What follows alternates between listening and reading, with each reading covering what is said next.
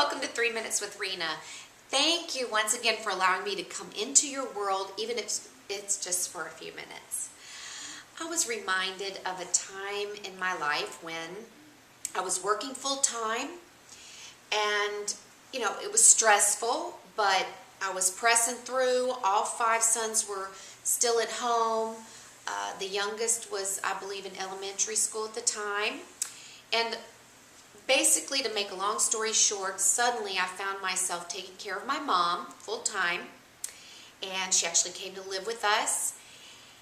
And I just remember going, wow, one minute I was working full-time, and all of a sudden, unexpectedly, I'm not.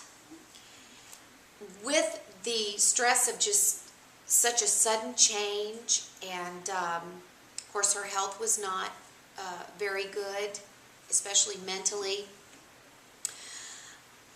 I just remember thinking, this fear of, just when things are going well, all of a sudden something changes. You're never going to be able to fulfill the dreams that God has given you. And, somehow you're going to lose your identity in the middle of this crisis. And, as the days progressed, of course, I was spending a lot of time at home with my mom, wondering, God, what are you showing me? What is happening in the middle of all these voices and, fears and, what about tomorrow? What's going to happen to my mom? Is she going to be, how long is she going to live? What's going to happen to us? And I was just reminded of Ecclesiastes chapter 3, where King Solomon said that he had learned that in everything under the sun, it's a season. And through that season, in verse 14, he says that everything that God does will last forever. That time that I had with my mom, I believe will last forever because God ordained it.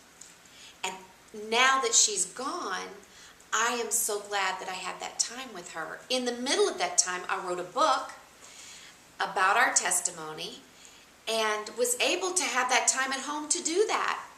So I just want to encourage you that you may have been going on this track or this road in life, but all of a sudden there was a detour.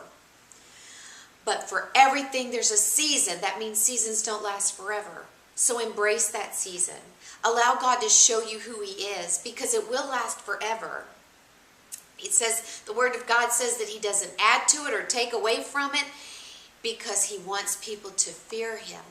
He wants people to stand in awe of Him, to love Him even more, and to know that He was right there. He's right there to minister, to give us a chance to take hold of what He's doing in our lives. May the Lord bless you and keep you. May He make His face shine upon you and give you His peace this week. Let Him be the God of your season.